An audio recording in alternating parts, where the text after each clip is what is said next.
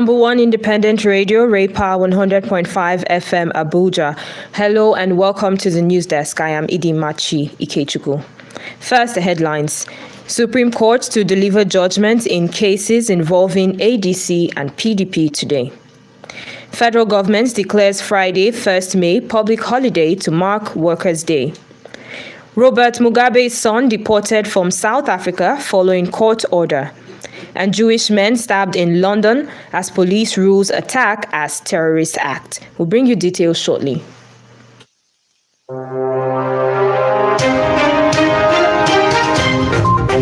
As the news drops, it breaks with us. Join us for news on the hour every hour. Newsdesk at 12 noon, Metro News at 4 p.m. Enjoy infotainment, breaking and sports news at their best 24/7. This is Power FM News. The Supreme Court is set to deliver judgments today in two major political cases involving the African Congress and the People's Democratic Party, rulings that are critical to Nigeria's political landscape ahead of the 2027 general elections. At the center of the disputes are questions over judicial intervention in party affairs and the legitimacy of rival leadership factions. In the ADC case, former Senate President David Mark is asking the court to overturn earlier rulings allowing a leadership dispute suit to proceed. His counsel argued that courts lack jurisdiction over internal party affairs and urged the apex court to nullify proceedings at the Federal High Court. In a parallel case, the apex court will rule on a leadership tussle within the PDP stemming from its disputed national convention held in Ibadan, Oyo State. The appeal was filed by a faction led by Taminu Turaki, whose executives emerged from the convention. They are seeking to overturn a court of appeal judgment that nullified the exercise for violating a subsisting court order. And the federal government has declared Friday, 1st May 2026, a public holiday to celebrate this year's International Workers' Day. The Minister of Interior, Olubunmi Tunji-Ojo, made the declaration on behalf of the federal government, congratulating workers nationwide on this year's occasion. In a statement signed by the Permanent Secretary of the Ministry, Magdalene Ajani, the minister also commended Nigerian workers for their hard work and dedication to national development, adding that their efforts are essential for the nation's growth and prosperity. He encouraged them to embrace patriotism, productivity, and dedication to their duties, as these qualities are crucial for sustainable development.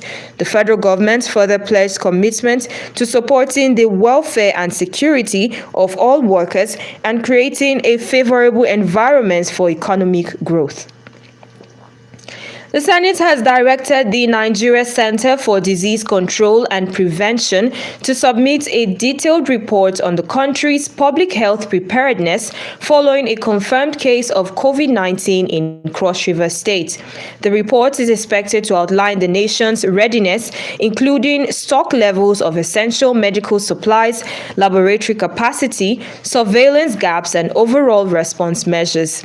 Lawmakers also urged the Federal Ministry of Health and Social Welfare, alongside the NCDC, to strengthen surveillance, testing, and contact tracing efforts in line with national response protocols. The resolution followed a motion of urgent public importance on gaps in Nigeria's public health emergency preparedness. The motion was triggered by a confirmed case involving a 53-year-old foreign national who arrived in Nigeria on March 17, 2026 through the Murtala Mohammed International Airport and traveled to Calabar the same day. And now a mild drama was reported to have occurred at Minna High Court when a herdsman, Musa Nagoma, was sentenced and convicted to life imprisonment by Justice Balkisu Yusuf. He was arraigned alongside his co-defendant, who was discharged for lack of diligent prosecution by the Office of the Attorney General of Niger State for the offense of kidnapping. Justice Gambo found the accused guilty of the offense of kidnapping, punishable under Section 2, subsection 2 of the Kidnapping and Cattle Rustling Law of Niger State. Justice Gambo, while reviewing the case, held that the prosecuting counsel had proved his case beyond a reasonable doubt and was found guilty of kidnapping.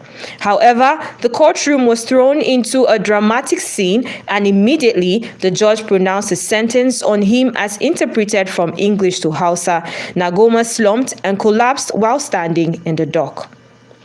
And now we move to Osun State, where the Nigeria Police Force has arrested a man seen in a viral video brutally assaulting female police officers on traffic duty in Ido, Osun State. The Commissioner of Police, Ibrahim Gotan, while briefing journalists in Osogbo, warned that assaulting police officers on duty will not be condoned. The report.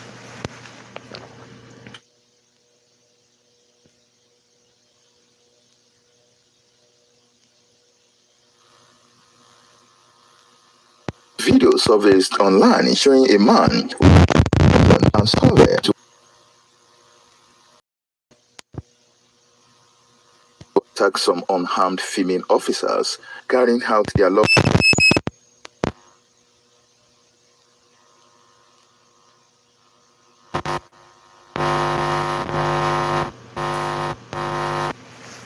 You're listening to Newsdesk on Ray Power 100.5 FM. In the news, Supreme Court to deliver judgment in cases involving ADC PDP today. Federal government declares Friday 1st May public holiday to mark Workers' Day. And still to come, Robert Mugabe's son deported from South Africa following court order. And Jewish men stabbed in London as police rules attack as terrorist acts. Plus business, entertainment, sports, and weather. Please stay with us.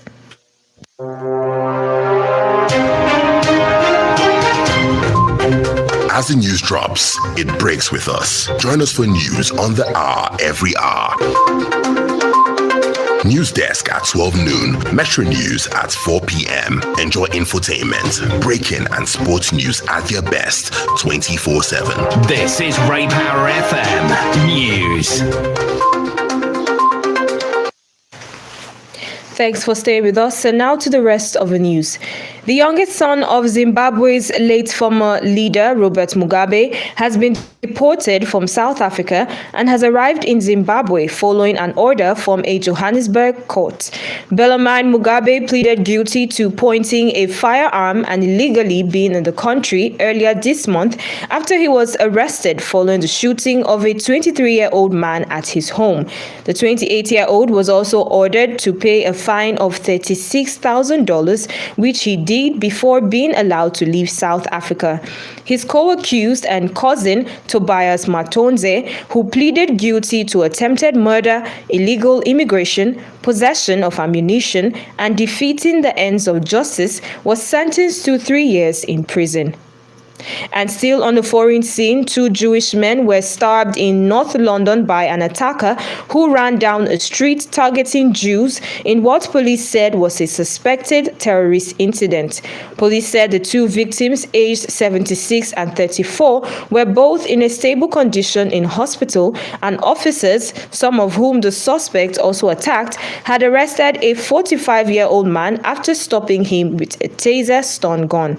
Metropolitan Police said in a statement that the suspect is a British national born in Somalia. He was initially taken to a hospital but has since been discharged and taken to a London police station where he remains in custody. And now a business update from Ray Power 100 FM. And in the aviation sector, global air cargo demand suffered a setback in March 2026, falling by 4.8% year-on-year, even as passenger traffic continued its upward climb with a 2.1% increase over the same period. This is according to the latest figures released by the International Air Transport Association. This mixed performance shows the aviation industry's multiple independent phases, with cargo operators grappling grappling with geopolitical disruptions and soaring fuel costs, while passenger airlines continue to benefit from sustained travel demand despite mounting economic pressure on travelers. Data from the IATA showed that total cargo demand measured in cargo ton kilometers declined by 4.8% compared to March 2025, while cargo capacity also slipped by 4.7%. This is entertainment news on Ray Power 100.5 FM. In the ongoing trial of American R&B singer David, prosecution documents claim he used chainsaws he bought from Amazon to cut up the body of the teenage girl he murdered and left to rot in his Tesla. Charging papers allege that the internet breakout star killed Celeste Hernandez because she threatened to reveal their long-standing and illegal sexual relationship, which began when she was just 13. The 21-year-old, who denies the charges, could face a life sentence or the death penalty if convicted of the child's murder. And still in entertainment, Nigerian rapper Odumodu Black has reacted to the controversial killing of a young man during a police operation in Delta State.